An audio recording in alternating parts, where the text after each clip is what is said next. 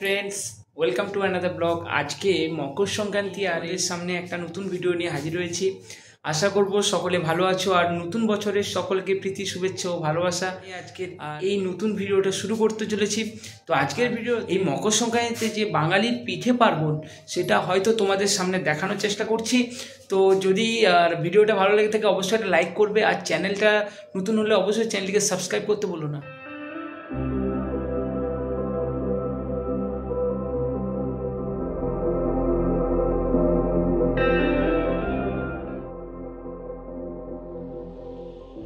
মকর সংক্রান্তি আমাদের প্রিয় উৎসব। যখন সূর্য মকর রাশিতে প্রবেশ করে, এই দিনটি নতুন আশা, উদ্দীপনা এবং আনন্দের সূচনা করে। পিঠেপুলি উৎসব আমাদের বাংলার এক অনন্য সংস্কৃতি এবং ঐতিহ্যের অংশ। এই উৎসবে আমরা একত্রিত হই পিঠে এবং পুলির আনন্দে। বাঙালিরা এই দিনটা নানা অনুষ্ঠানের মাধ্যমে উদযাপন করে।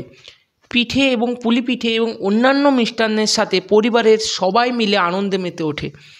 মকর সংক্রান্তির এই পিঠে তৈরি করার প্রক্রিয়াটি একটি ঐতিহ্য যা প্রজন্ম থেকে প্রজন্মে চলেছে। এই পিঠে পুলি তৈরি করা হয় মিষ্টি চালে, নারকেল গুড় এবং বিভিন্ন স্বাদের পদার্থ দিয়ে। পরিবারের সঙ্গে মিলেমিশে এই পিঠে তৈরি করা হয়। এই উৎসবের দিন বাচ্চা থেকে বয়স্ক সবাই মিলে উৎসবের আনন্দ ভাগাভাগি করে। গান, নাচ এবং মুখরোচক খাবারের মাধ্যমে উৎসবের পরিবেশ তৈরি হয়। তাই বাড়ির সকলে মিলে একসাথে পিঠে বানাতে বসে গেছে। তোমাদেরকে দেখানোর চেষ্টা করছি বাড়ির সকলে কিভাবে পিঠে তৈরি করছে। এখানে কিছু এমনকি লক্ষ্য করে দেখবেন, প্রতিবেশী থেকে শুরু করে বিভিন্ন মানুষজন একে অপরের বাড়িতে পিঠে পুলি উপভোগ করে। এই উৎসব শুধু খাবারের জন্য নয়, এটি একত্রিত হওয়ার, হাসি, আনন্দের এবং সম্পর্কে গড়িয়ে দেওয়ার একটি সুযোগ। তাই পিঠেপুলি উৎসবের মাধ্যমে আমরা আমাদের সংস্কৃতি ও ঐতিহ্যকে তুলে ধরতে পারি। আসুন আমরা সকলে মিলে এই আনন্দে যোগদান করি। তাই মকর সংক্রান্তির আপনি কেমন কাটাচ্ছেন বাড়িতে অবশ্যই কমেন্ট করে জানাবেন। আর এই ভিডিওটা আপনার কেমন লাগলো অতি অবশ্যই কমেন্ট করতে ভুলবেন না। আজকে আপনাদেরকে দেখানোর চেষ্টা করব কিভাবে পিঠে তৈরি করা হচ্ছে। তাই ভিডিওটা স্কিপ না করে সম্পূর্ণ প্রথম থেকে শেষ অবধি দেখতে থাকুন, দেখবেন খুবই ভালো লাগবে। আর ঠাকুমা এদিকে পিঠে তৈরি করছে, তাই আর এদিকে সমস্ত বোন থেকে শুরু করে মা, কাকিমা সকলে মিলে পিঠে বানাচ্ছে। আজকে যে পিঠে তৈরি হচ্ছে চলুন একবার দেখে আসি। তো মাকে জিজ্ঞেস করলাম কি কি পিঠে বানাচ্ছ। মা বলল নারকেলপুর, চাচিপুর, কলাইপুর আর তিলপুর। তো টোটাল 4 রকমের পিঠে বানাচ্ছি। আর কে কে কোন পুরের পিঠে খেতে ভালোবাসো অতি অবশ্যই কমেন্ট করতে ভুলবে না।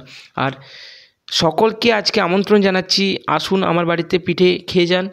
আর কিন্তু এটা শুধু খাবার সম্পর্কে নয়, আকাশে উঁচুতে উড়তে থাকা রঙিন ঘুড়ি দেখার জন্য প্রস্তুত হন। পরিবার এবং বন্ধুরা ছাদে জড়ো হয়, কার ঘুড়ি সবচেয়ে বেশি উড়তে পারে সেটা দেখার জন্য সকলে মিলে প্রতিযোগিতা করে। এই হাসাহাসি এবং উল্লাস আর বিজয়ের রোমাঞ্চে বাতাস ভরে যায়।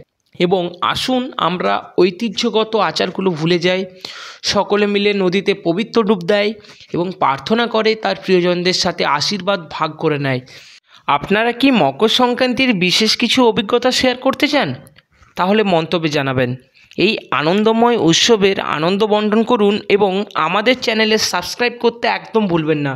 তো ফাইনালি আমি থালাতে করে কিছু পিঠে আর তার সাথে ছিল নলেন গুড় আর এই সুন্দর করে ভাজা পিঠেটা তোমাদেরকে দেখানোর চেষ্টা করছি। পিঠেটা কত সুন্দরভাবে ভেজেছে। আর এই ভাজা পিঠে আর এই নলেন গুড় দিয়ে যদি খাওয়া হয় তো এর স্বাদ অসাধারণ লাগে।